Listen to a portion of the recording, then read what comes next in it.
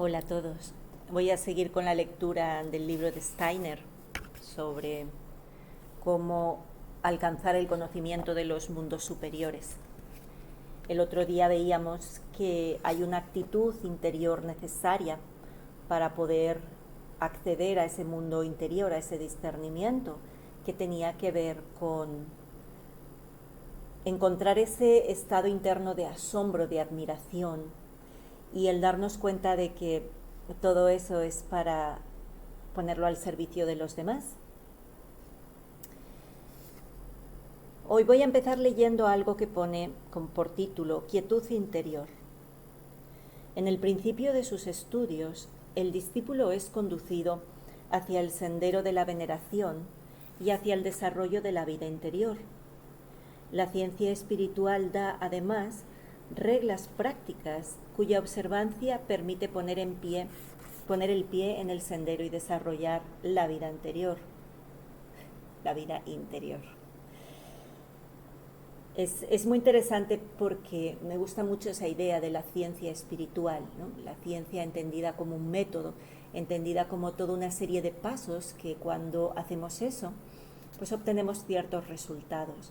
Desgraciadamente nuestra ciencia se ha basado solo en la parte objetiva y ha negado desde hace mucho tiempo la experiencia subjetiva como parte de la obtención de datos.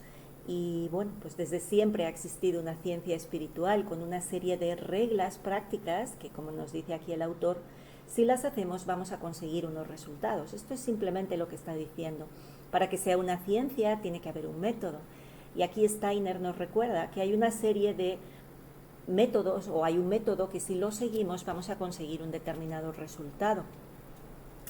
Continúa el autor: ningún instructor de la vida espiritual pretende, mediante tales reglas, ejercer un dominio sobre otras personas, ni menoscabar la independencia de nadie. Eso es muy importante porque estamos acostumbrados a, pues casi que a lo contrario, ¿no? Pues yo no sé cuál ha sido vuestra experiencia, pero mi experiencia respecto a la vida más que espiritual, vamos a decir, de la religión, pues se ha basado mucho históricamente en ese dominio, ¿no? Y en, de alguna manera, limitar la libertad o la independencia de las personas. Dice Steiner: al salir el iniciado de su retiro espiritual para acercarse a la gente, inmediatamente entrará en vigor para él una tercera ley. Es como sigue: ajusta cada uno de tus actos, cada una de tus palabras, de manera que no infrinjas el libre albedrío de persona alguna. Esto para mí es una de las reglas más importantes, ¿no? Y en este momento fijaros que es exactamente lo contrario de lo que está pasando. Todo el mundo está infringiendo el libre albedrío del otro, todo el mundo está diciendo lo que tienes que hacer y lo que no tienes que hacer. Y peor todavía, mucha gente está pidiendo que le digamos qué es lo que tiene que hacer y qué es lo que no tiene que hacer.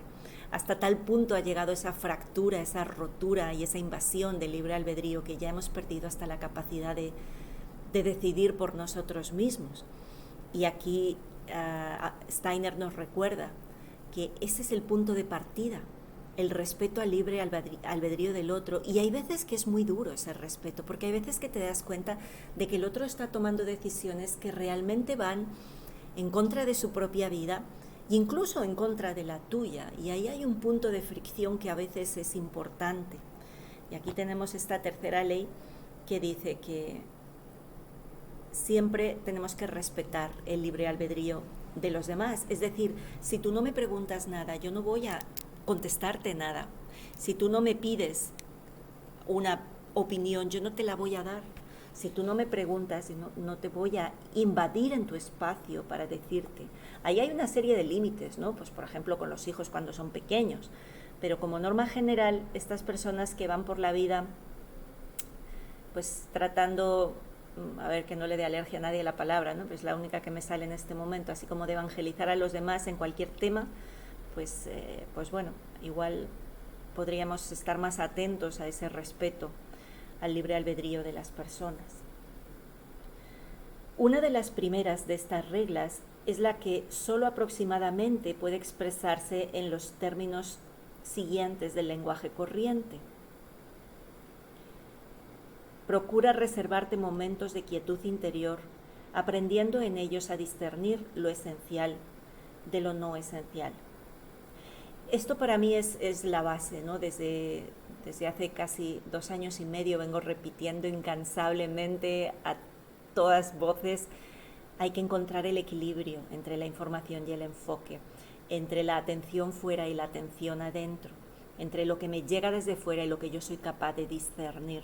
Aquí Steiner nos recuerda la importancia de encontrar esos momentos de quietud. En el otro capítulo veíamos cómo no se trata de vivir fuera del mundo, no se trata de huir de Maya, sino de compensar las experiencias que yo tengo externamente con el tiempo para poderlas integrar, porque si no me pierdo, si no me quedo totalmente en un estado de excitación interna que no soy capaz de integrar, que no soy capaz de interiorizar, y es muy importante el poder integrar todo eso. O sea, sería como comer y no hacer la digestión.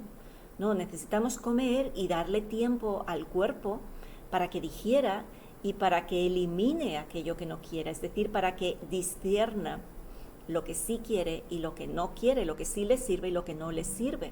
Ese ejemplo tan básico de la comida podría servirnos para comprender que todo en la vida necesita un tiempo para ser ingerido, para ser digerido y para ser discernido, si me permitís la expresión.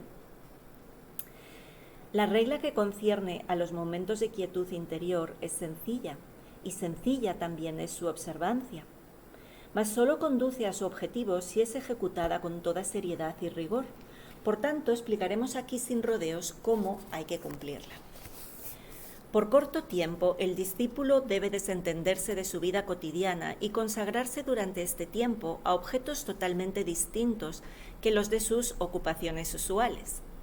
También el género de su actividad debe ser totalmente distinta de las tareas que llenan el resto de su jornada. No debe entenderse por ello que no haya relación entre lo que haga en esos momentos reservados y sus labores ordinarias. Al contrario, el hombre que se dedica a buscar en forma apropiada tales momentos de recogimiento no tardará en descubrir que solo gracias a ellos adquirirá la fuerza necesaria para la realización de sus quehaceres habituales. Tampoco hay que imaginarse que la observancia de esta regla pudiera mermar en algo el tiempo necesario para los demás deberes. Si verdaderamente no se dispusiera de más tiempo, 5 minutos por día bastarían. Lo importante es cómo se emplean esos 5 minutos. Bueno, esto es muy interesante, ¿no? Porque como vivimos en el planeta excusas, vivimos en el planeta en el que buscamos 1000 excusas para no hacer lo que no nos apetece hacer y seguir en la rueda. Bueno, pues a veces la rueda de los automatismos, ¿no? Se hace cada vez más importante tomar realmente las riendas de la vida de uno. Yo me acuerdo de alguien que siempre me decía, si tienes tiempo, medita media hora al día. Y si no tienes tiempo, medita 1 hora al día. Porque si sientes que no tienes tiempo es cuando más lo estás necesitando. Y ciertamente yo siempre he dicho que si hay algo en lo que deberíamos invertir tiempo, si hace falta dinero, por suerte no hace falta recursos y todo lo que sea, es en aprender cómo funciona nuestra mente. Y para poder aprender tenemos que observar. Para poder observar me tengo que salir de ahí, tengo que encontrar ese espacio, que algunos lo llaman mindfulness, algunos lo llaman entrar en flujo, algunos lo llaman, da igual lo que sea, en el que estás ahí totalmente presente, pero no desde una mente pensante, racional y lógica, sino desde otro espacio. Y aquí, como siempre, el tema no es un tema de cantidad, aunque en mi experiencia la cantidad ayuda. Es decir, si yo en lugar de 5 minutos al día decido meditar 15, los progresos son mucho más rápidos. Dice Steiner que lo importante es cómo se emplean esos 5 minutos, y sigo leyendo. Durante ese tiempo, el discípulo se desprenderá por completo de su vida habitual, su vida mental y emotiva, adoptará matices diferentes a los que comúnmente tiene. Es decir, de alguna manera, no es que dejes de estar presente, sino que te vas hacia adentro, te vuelves presente, pero hacia lo interno, no hacia lo externo. Hay veces que a eso lo llamamos también hacerte transparente.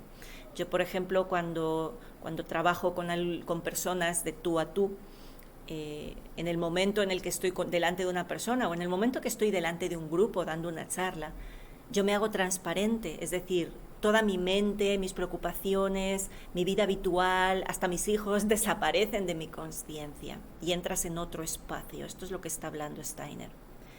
Dejará que sus placeres, sus dolores, sus preocupaciones, sus experiencias, sus acciones desfilen ante su alma y se colocarán en una posición tal que pueda contemplar desde un punto de vista más elevado todo cuando forme el contenido de su vida habitual.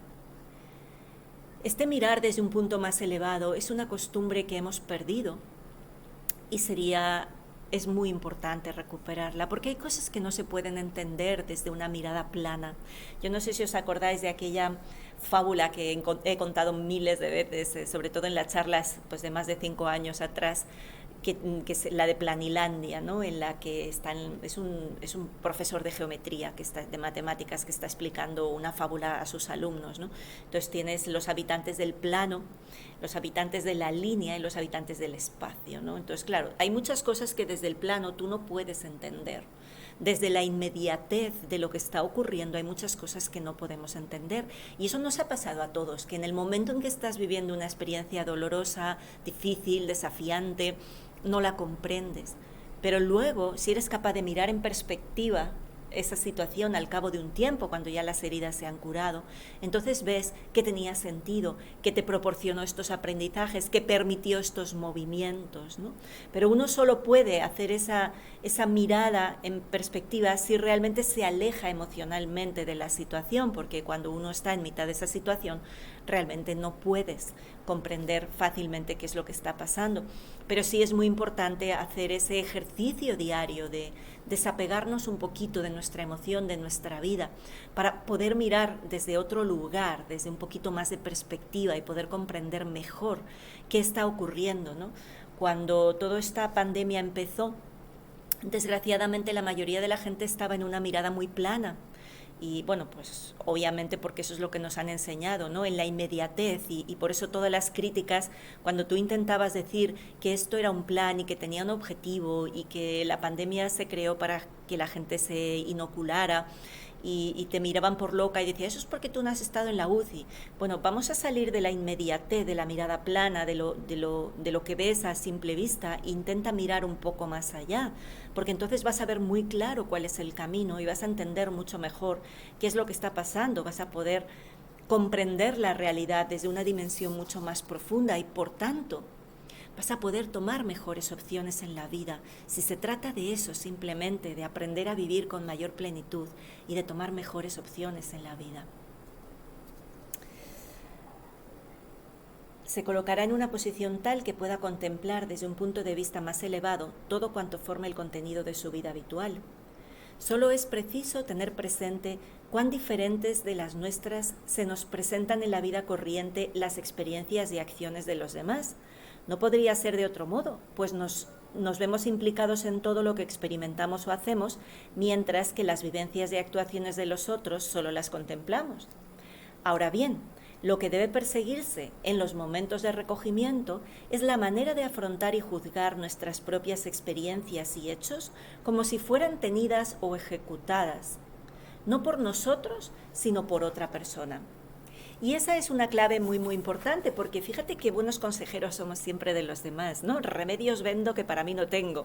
Esa es una frase muy común que utilizamos, porque nos resulta muy fácil ver qué es lo que le pasa al otro, cómo podría mejorarlo, cómo podría solucionarlo, simplemente porque no tenemos ese enganche emocional, ¿no? Entonces se trata de que seamos capaces de mirarnos a nosotros desde ese lugar, sin ese enganche emocional, como si nosotros no fuéramos nosotros, como si ese dolor o ese desafío no fuera nuestro, sino que fuera del vecino, y ver cuál sería el mejor consejo que le daríamos si nos lo pidiera. El discípulo deberá buscar el poder para confrontarse a sí mismo, en ciertas ocasiones como si fuera un extraño. Deberá observarse con la serenidad de un juez. Si lo logra, las vivencias personales se le presentarán bajo una luz nueva. Mientras se encuentre mezclado en ellas, seguirá tan vinculado a lo accidental como a lo esencial. Mas si se llega a la quietud interior que hace posible una visión de conjunto, entonces lo accidental se separará de lo esencial. No es posible ni necesario lograr este desprendimiento frente a las vicisitudes presentes. Es decir, es muy difícil conseguir eso cuando algo te está en este momento doliendo, afectando, desafiando. Pero con las pasadas, el discípulo de la vida espiritual sí debe esforzarse por lograrlo. El valor de tal introspección tranquila no depende tanto de qué es lo que uno perciba, sino de saber encontrar dentro de sí la fuerza que desarrolle tal quietud interior. Es decir, no se trata tanto de poner la atención en intentar entender qué pasó, sino en encontrar la paz en aquello que pasó. Siempre hay un lugar dentro de nosotros donde podemos encontrar la paz. Y esa es la clave de la vida, porque la paz es el primer paso. Solo cuando estés en paz vas a poder comprender qué es lo que la vida te estaba intentando decir a través de esa experiencia. Entonces aquí nos lo recuerda. Sobre las cosas que ya han pasado, sí vale la pena volver a ellas desde la mirada serena, desde la mirada del que ya pasó, y intentar encontrar la paz dentro de esa situación, para que luego la comprensión venga a través de esa paz. Porque cada ser humano, al lado de lo que podríamos llamar el hombre cotidiano, lleva en su interior un hombre superior. Todos llevamos dentro la sabiduría, todos. Este último permanece oculto hasta que se despierta, y solamente cada uno en lo personal puede despertar este ser superior dentro de sí. En tanto no se haya logrado, quedan ocultas las facultades superiores, latentes en todo ser humano, que conducen al conocimiento suprasensible. Nunca pienses que hay personas que tienen más capacidades que tú respecto a este tema, de poder comprender la realidad mejor, de poder alcanzar ese discernimiento interno. Todos tenemos ese potencial. Lo único que hay que hacer es trabajarlo, lo único que hay que hacer es despertarlo. Y por eso estamos leyendo este libro, para que todos y cada uno de vosotros podáis alcanzar también, o podamos alcanzar también, ese discernimiento interior, podamos despertar ese sabio, ese psíquico que todos llevamos dentro.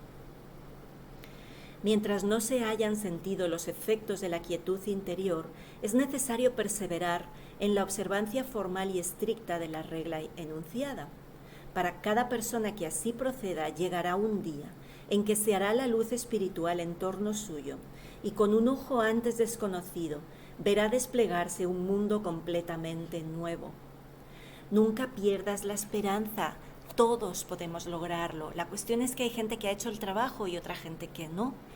El regalo va a llegar siempre, porque es el fruto. Tú siembras una semilla y esa semilla en el terreno adecuado va a crecer.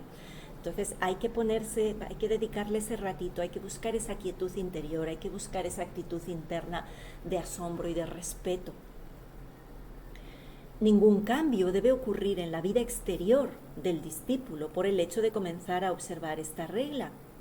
Es decir, no tienes que cambiar nada de fuera. Seguirá cumpliendo sus deberes como antes, continuará sufriendo al principio las mismas tribulaciones y gozando los mismos placeres. De ninguna manera se enajenará de la vida cotidiana. Al contrario, durante el resto del día podrá dedicarse más intensamente a esta vida, porque en sus instantes de recogimiento alcanza una vida más elevada. Poco a poco esta última comenzará a ejercer su influencia sobre el vivir ordinario. La calma de estos momentos de retiro ejercerá su acción sobre la vida corriente. El hombre entero se volverá más tranquilo, adquirirá más firmeza en todas sus acciones y ya no se dejará turbar por cualquier incidente. Esto es muy importante, porque en esta cultura en la que vivimos, en la que todo es lo que se ve desde fuera, ¿no? Hay veces que uno quiere cambiar directamente la manera de hacer, pero el hacer es la consecuencia de la coherencia entre lo que pienso y lo que siento. El hacer nunca puede ir lejos de o fuera de ese alineamiento, y si lo hacemos, pues no estamos siendo coherentes, ¿no? Entonces aquí Steiner nos recuerda que no es lo que hago, es desde dónde lo estoy haciendo. No va a cambiar nada, es más, al principio vas a seguir sufriendo, vas a seguir tropezando, vas a seguir cayendo, pero poco a poco, si uno persiste, Si uno realmente busca ese lugar de paz, lo va a encontrar. Y cuando lo encuentres, habrá algo en tu mirada, habrá algo en tus palabras, habrá algo en tu acción que empezará a cambiar, que empezará a reflejar ese lugar donde tú te encuentras. De la misma manera que cuando estás enojado, las palabras salen llenas de enojo. Cuando estás en paz, tus palabras van a salir llenas de paz, así sean exactamente las mismas palabras, porque no es lo que hacemos, es lo que somos. La calma de estos momentos de retiro ejercerá su acción sobre la vida corriente. El hombre entero se volverá más tranquilo, adquirirá más firmeza en todas sus acciones y ya no se dejará turbar por cualquier incidente. Paulatinamente, el novicio llegará a tomar él mismo la dirección de su existencia en vez de abandonarla a las circunstancias y a las influencias exteriores. ¿No es eso maravilloso? ¿No es eso lo que todos queremos? Tomar las riendas de nuestra vida y dejar de estar simplemente reaccionando ante lo que ocurre fuera. Recuerda que entre el estímulo y la reacción ahí está tu poder. Y verdad que sería maravilloso si todos realmente tuviéramos el poder sobre nuestra propia vida. Pues aquí estamos aprendiendo a hacerlo. Pronto notará qué fuente de vigor representan para él estos instantes de recogimiento. Comenzará a no enojarse más por cosas que antes le irritaban. Infinidad de cosas que antes lo llenaban de temor dejarán de inspirárselo. Adquirirá una concepción de la vida enteramente nueva. Antes se sentía tal vez temeroso al emprender tal o cual tarea. Se decía, mis fuerzas no bastarán para cumplir ese trabajo como quisiera hacerlo. Pero ahora ya no le sobrevendrá este pensamiento, sino otro muy distinto. Ahora se dirá, reuniré todas mis fuerzas para realizar esta tarea lo mejor que me sea posible. Suprimirá todo pensamiento que pudiera inspirarle timidez, porque sabe que precisamente esta timidez podría estorbar el cumplimiento de su deber y que en todo caso no le ayudaría a desempeñar mejor sus quehaceres. Así, en la concepción de la vida del discípulo se va deslizando sucesivamente pensamientos fecundos y provechosos para ella en sustitución de los pensamientos que anteriormente le estorbaban y debilitaban. Así comienza a conducir su nave sobre los mares de la vida con rumbo seguro y firme, mientras que antes era desplazado de un lado a otro como juguete de las olas. Me parece una belleza este texto y me parece de una gran esperanza el saber que estamos a tiempo, que cada uno de nosotros podemos siempre recuperar el poder sobre nuestra vida, podemos despertar ese sabio interno, podemos llegar a discernir qué es lo real y qué no lo es. Es cuestión de ponerse, de dejar las excusas a un lado y de decidirlo con todo el corazón, porque realmente ya está bien de ser pensados y ya está bien de ser llevados hacia donde no queremos. Hay tantas ideas en cada una de las frases que Steiner dice que a mí me sugieren un montón de reflexiones, pero no quiero llenarte de palabras con las mías, quiero que seas tú el que saborees esas palabras y las lleves a tu interior. Sabe que puedes elegir qué pensamientos tienes en tu mente. Tienes que saber que de a poquito puedes ir sustituyendo todos los pensamientos que hasta ahora han sido de preocupación, de miedo, de desesperanza, y los puedes ir sustituyendo primero desde la paz, para que desde ahí puedas elegir otros pensamientos, para que ya no seas pensado, sino que tú seas el dueño de tu propia vida. Así que te animo a que encuentres esos ratitos donde mirarte desde la objetividad, desde la neutralidad, desde el cariño, desde el respeto a ti mismo, desde la admiración y el asombro a tu propio camino, y que desde ahí puedas encontrar ese espacio de paz donde empieces a elegir otro tipo de pensamientos en tu vida. Y aquí estamos, porque no estás solo, estamos aquí acompañándote, estamos caminando juntos. Quiero que sepas que nunca estás solo, que somos muchos en muchos lugares del planeta con nuestra luz encendida, y quiero que sepas que nada ni nadie puede jamás apagar nuestra luz.